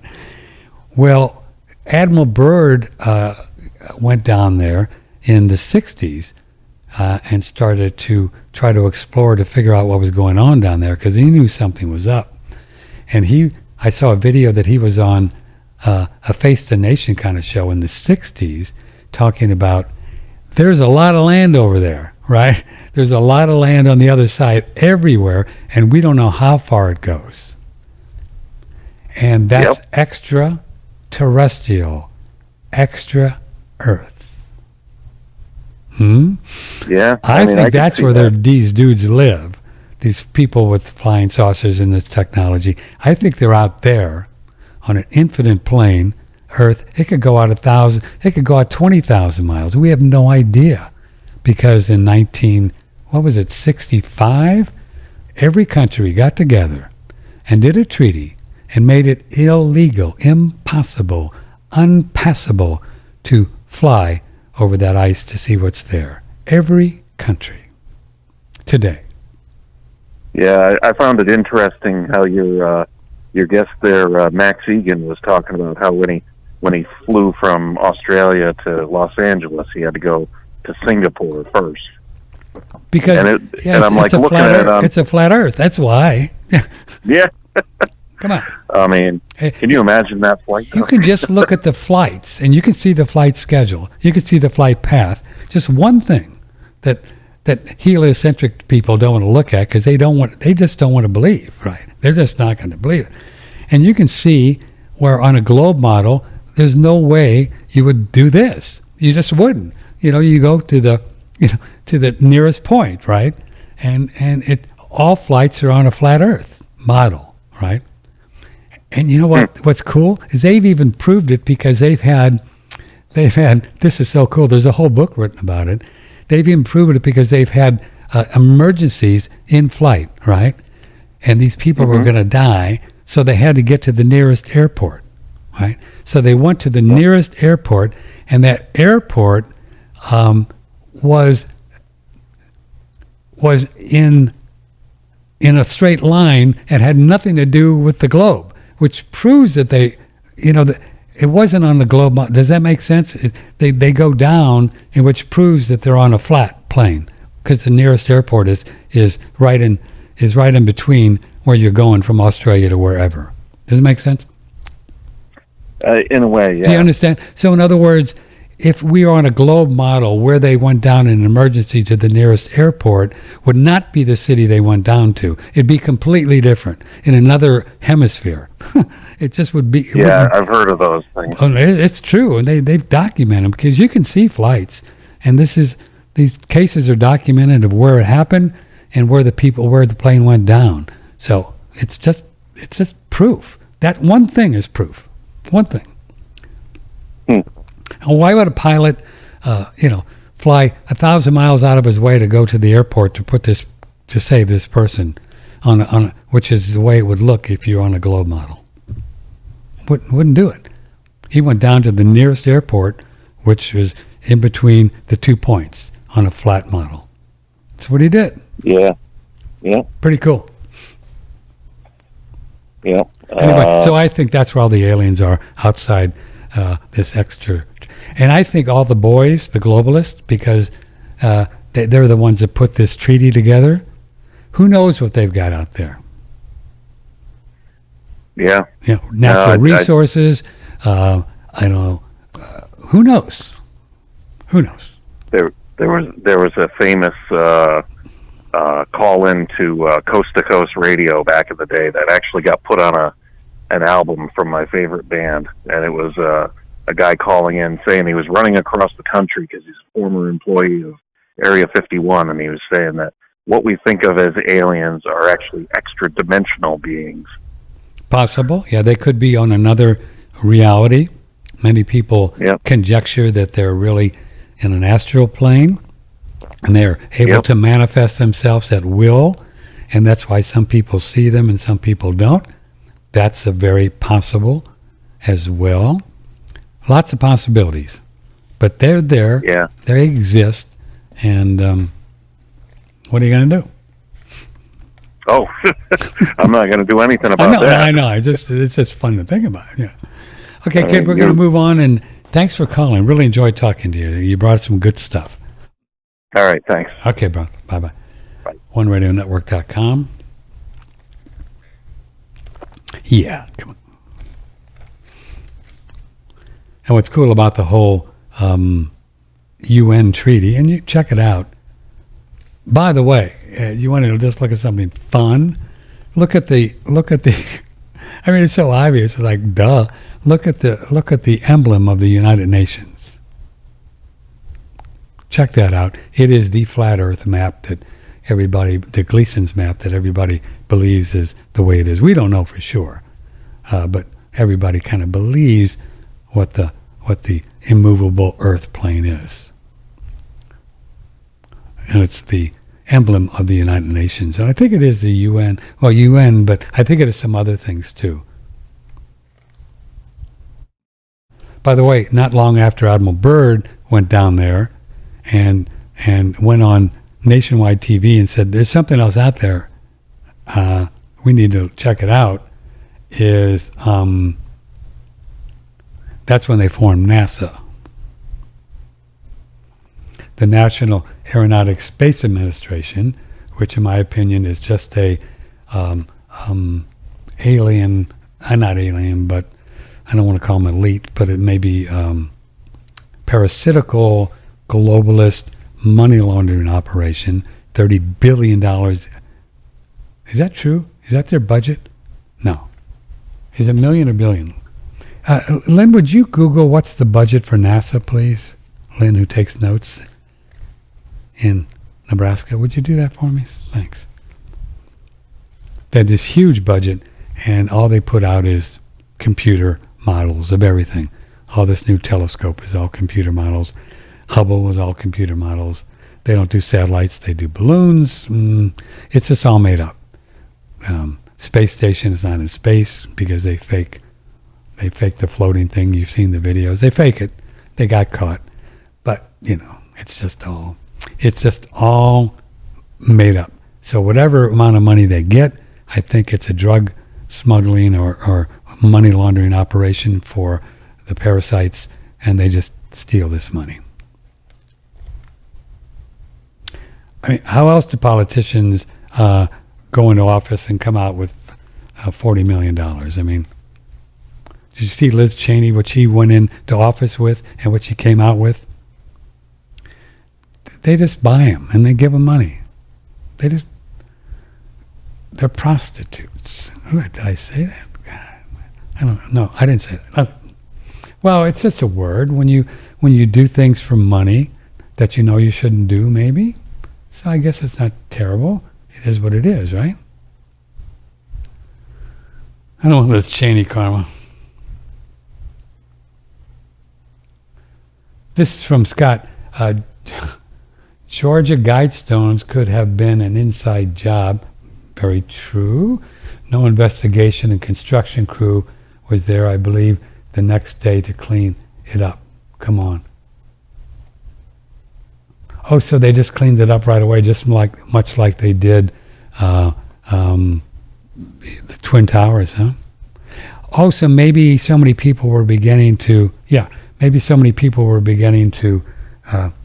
learn about the Georgia Guidestones because it was the parasites that wanted to tell you what they're going to do, kill everybody and all that stuff. That they said, we might as well just get rid of it because it's getting too popular. Thanks, Scott. Good idea. Probably, yeah. That makes sense.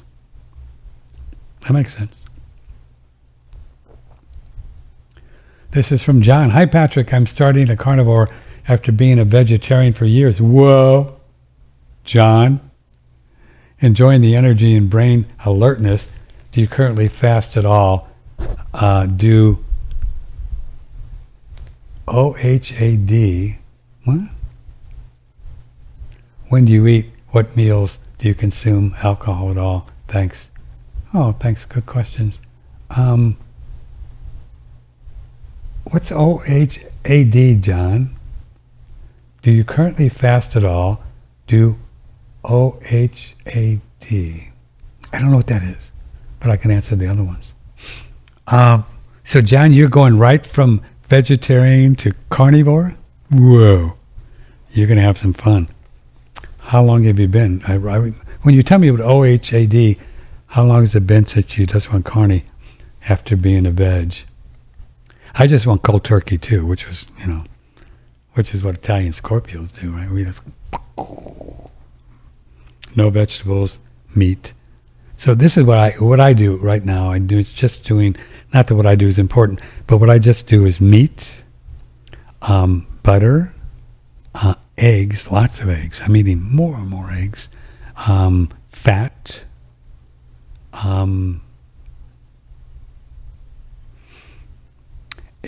Every now and then if I get a little hankering for a little bit of sweetness, I'll do some blueberries, just a few blueberries, organic blueberries with cream.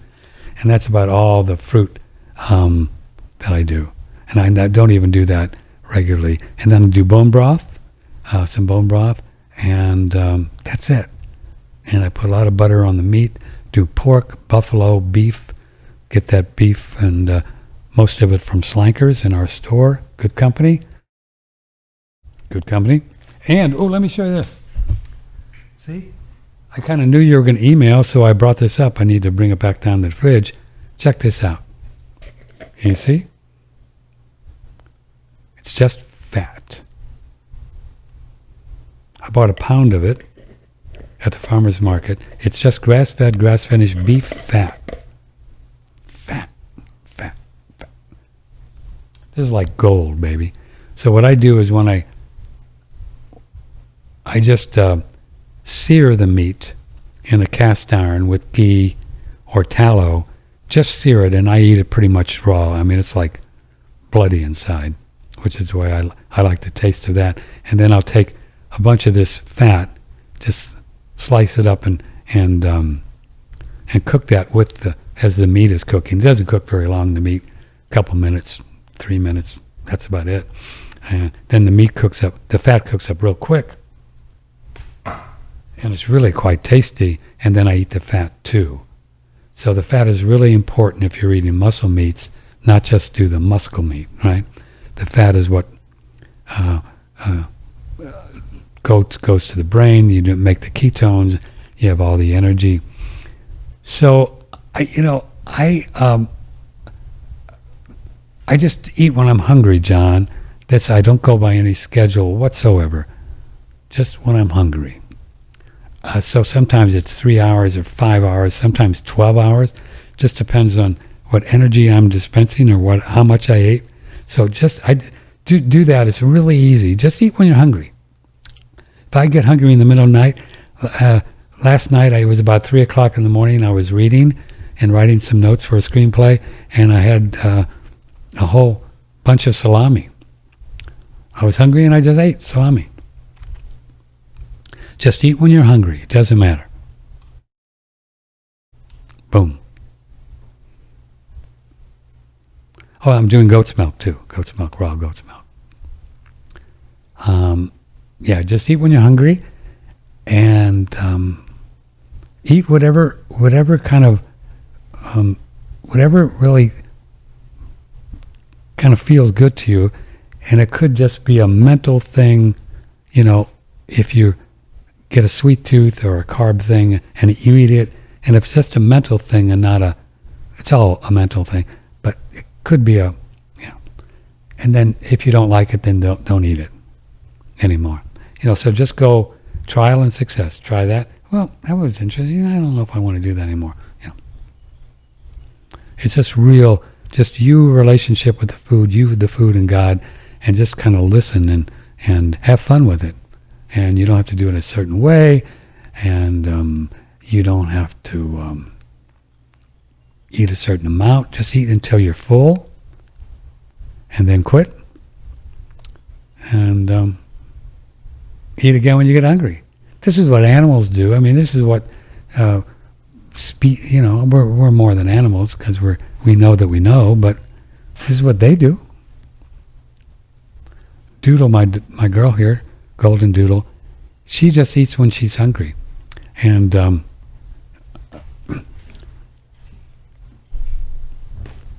or 3 nights a week she just won't eat. I put the food out. She's grass-fed, finished organic beef, and I'll put an egg in there maybe, and some of the organs. I had these organs and desiccate it, and some raw organs too, and some bone broth. Get this pig bone broth, put that in her food. It looks great. She loves it. But then sometimes she just go lay down, and I know she's not going to eat, and I just put it in a glass jar and save it till the next day. And she'll do that sometimes 2 days in a row. And there'll be times when I've seen her do it 3 days in a row, not eat.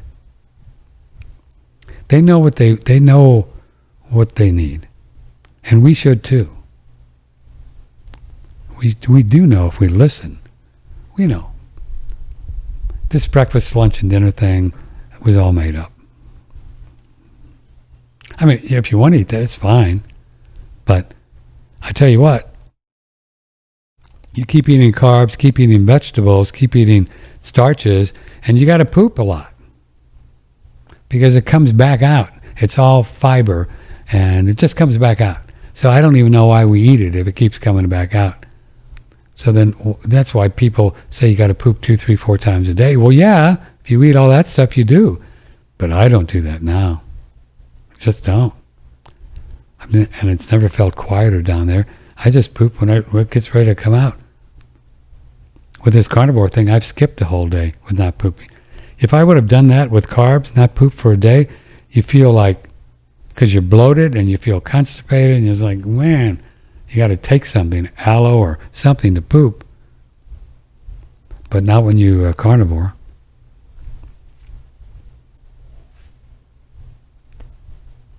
Pretty trippy, huh? It's so freeing, to not worry about how much you're pooping and how much you're eating. It's just, get over it. Just eat.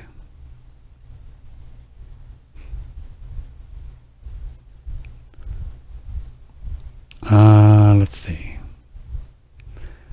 Guide to NASA budget from Lynn. Thank you. Yeah, I thought it was. See, I didn't remember if it was million or billion. 26 billion. Hello? That's a B, baby. That's 26,000 million dollars. $26,000 million. I love saying it like that. It really puts a whole energy to it. $26,000 million for NASA. To do what? What have they ever done that has been good for humanity? That has moved humanity forward? Tell me. The pictures are all fake, so that doesn't matter. Space station is not real, so that doesn't matter. They never went to the moon, so that doesn't matter. What do they do? What do they do that's productive, that is benefiting the United States for $26 billion? I'd like to know if you think. You never know. Have they come out with some amazing, new, clean technology by exploring space like they claim they do? No. Nothing.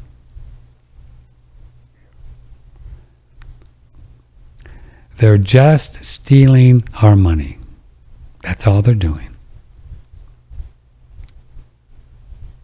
That's all they're doing.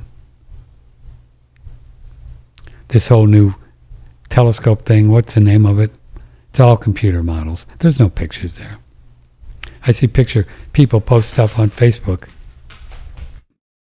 Wow, isn't that beautiful? Look at Saturn. It's a computer, baby. That's all it is. just like every picture that's ever been presented of Earth, that marble thing that's on iPhones, that's a computer model. Proven. The guy admits it. I've seen him interviewed. He just created it. Well, I thought that, if there was oceans, it had to be this color. Nothing as it seems. Oh, OMAD. 1 meal a day. Lynn, maybe John's not still listening. Lynn, 1 meal a day. See, I should have known that. 1 meal a day. OMAD. Oh, I didn't know that. There's some carnivore people, Kilts and others, that advocate that. And you have about a 3 or 4 hour time period, maybe noon to 3, 4, and you just eat during that time, or just have one meal and really fill up, just fill up, and that's it. And then you just go 20 hours or 22 hours or 23 hours and don't eat again. This fasting is theoretically very, very good for humans, and why animals probably do that and why Doodle does it. It's good for you just to rest for all that time, right? Some magical things happen with the gut and the microbiome. I believe we increase our stem cells when we intermittent fast. You can get a lot of work done because you're not digesting food. Cool things happen. You actually get younger doing that. You do. I've not got to that. I've done it a few days, but I'm still going by what I feel, right? If I get hungry, so I eat. So maybe it'll graduate to that, and maybe that's better. I don't know. But I just don't want to do anything from the mental world where I'm saying, well, I'm just going to eat 1 meal a day and just do it because I think that it's the best. To me, that's just wagging the dog wagging the tail. I do it because of how I feel and what I need. And if I need to eat, like 2 o'clock in the morning, I'm really hungry, I eat.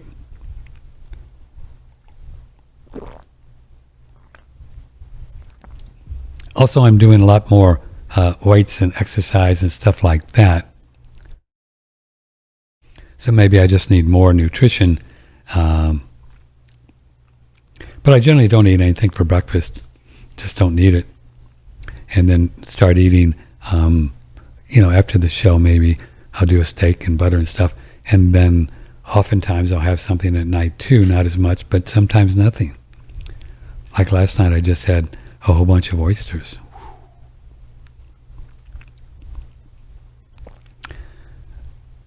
Got my copper, baby.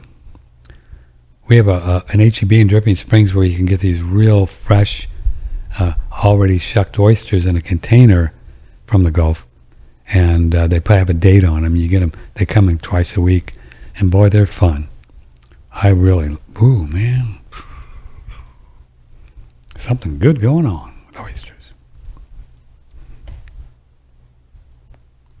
Have you tried our Pearlsium?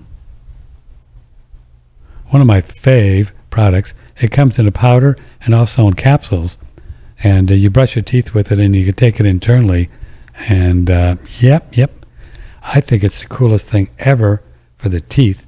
And here's Rulin Shoe, and I'm going to take this fat down to the fridge. I don't want it sitting out here. Previously, we talked with Dr. Rulin Zhu about using Pearlsium on your teeth. You have to experience it, you will believe it. Yeah, you do. That's what I've been saying to my listeners. I keep saying, can't even explain this. Just buy it. Just click on it, buy some. Trust me. Just trust me. And you're going to like the way your teeth look. That's what I keep telling. Dentists, they did an experiment on their clients, and they literally prove, and they literally show the picture every day. When they take it in a few days, the tooth literally become, like you said, like a pearl, like a pearl, and it looks so beautiful and really white and shiny. Yeah, it really works, and it's also scientifically proven by the experiment. And he literally proved it is not only good for your teeth, he also proved it's also good for your gum. Try some of this Pearlsium. I think you're going to love it. You can try it internally as well. Helps with sleep. Great way to get absorbable calcium, and also on your face. You'll see the green ad there, the beautiful green container. Get the capsules or the powder, Pearlsium. Click and order, oneradionetwork.com. It really is cool. And so here is the container. So this is the powder, and it comes with a little plastic spoon, and you just put it on your toothbrush.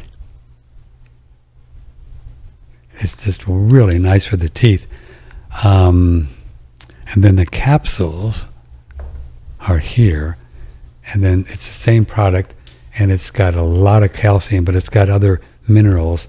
And since it's a once living source, this calcium will go where you want it, baby, you know what I mean, in the bones, and not end up in your arteries like most other calcium. So if you drink milk, Ray Pete, who I think he's right, I do good with some. If you like milk, drink some milk, goat's milk, cow's milk, raw if you can get it, and do this, and I think you're going to keep your calcium levels, and your bones will be nice and strong till you're 150 Christmases under your belt. So then you can get the capsules as well. So it's on the website on oneradionetwork.com, oneradionetwork.com. Pearlsium, you can get both. One of my really good friends, Brandon Amalani, has made this. I thought we had a new graphic on that, but maybe not. Anyway, he does these products. Does them. That's not a very good term. Oh, it's raining.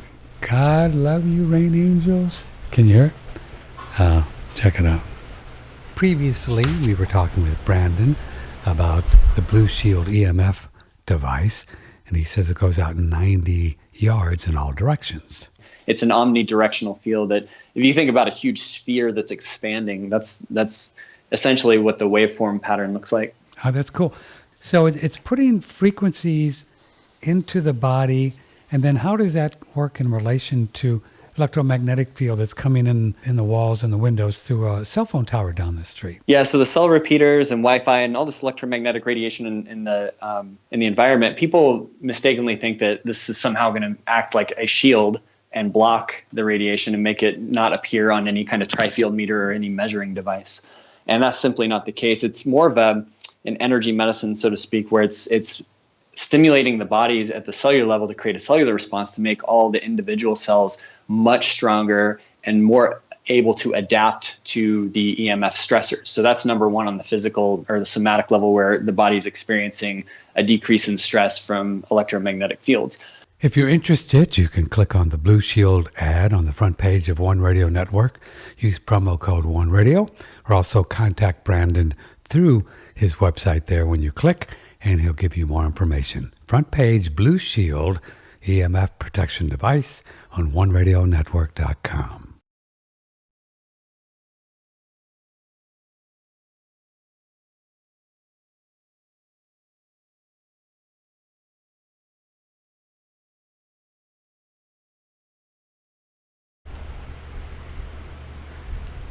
Well, I got caught here a second with my microphone off. I just wanted to go downstairs and show you this, so I didn't make it up in time. But so this is the newer model, the Blue Shield. And then this one, let me grab this one over here. I'm unplugging this one, and this is the original model, and you can get both of these, and they both work great. This one, Brandon says, is a little bit more powerful and maybe more effective, but you know how they go. They do upgrades and stuff like that. And but if you have the budget and you go on the website through our website, One Radio Network and Blue Shield, promo code One Radio, if you got the budget, do this one because it's probably going to be a little bit easier and work a little bit better. But it all works. Or get this one. This is the Cube, and that's how it works. And then they have a personal one. You'll see that, and you can put that in your purse or your pocket. So it works. I think you'll like it a lot. Man, I don't know why my forehead itches. What's the deal? There must be some spiritual thing when your forehead itches. Oh, look it. Is our stream being affected by the rain? Yow.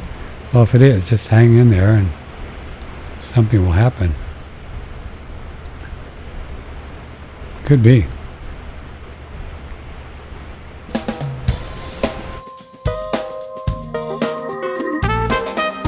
Broadcasting from the beautiful Hill Country in Texas, this is OneRadioNetwork.com. Okay, yeah, we're getting a little rain here, and boy, we sure need it a lot.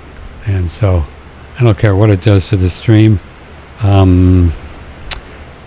me check real easy and see if I can see what we're doing. But I'm going to keep going because we're recording, and yeah, the internet is down right now. So, yeah, that's okay. So we'll just keep recording, and the rain is great. Well, you know, what can I tell you? We need the rain. It's just magnificent. So you'll be able to catch the rest of it.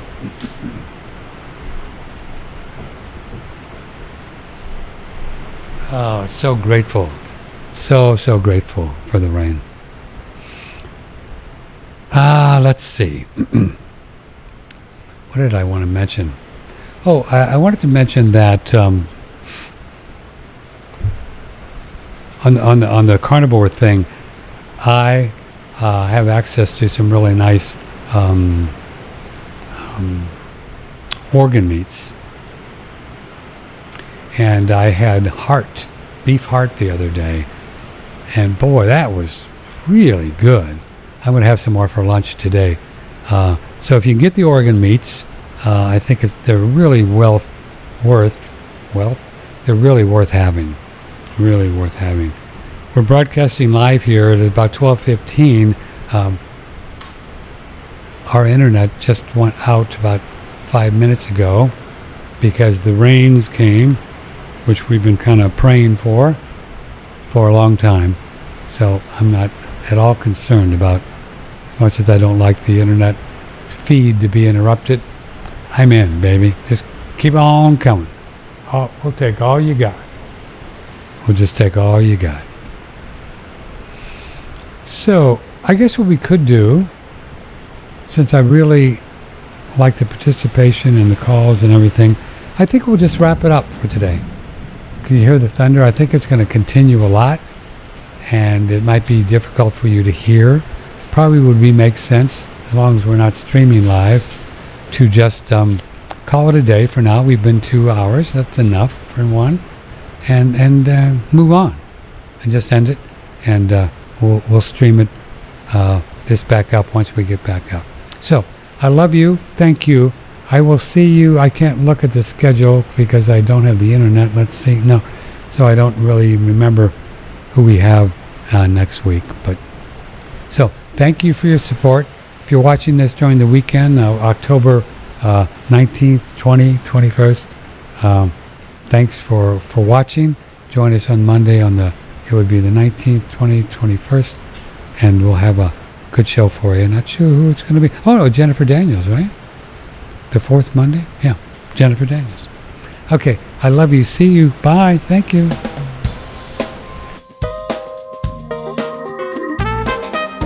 Broadcasting from the beautiful Hill Country in Texas, this is OneRadioNetwork.com.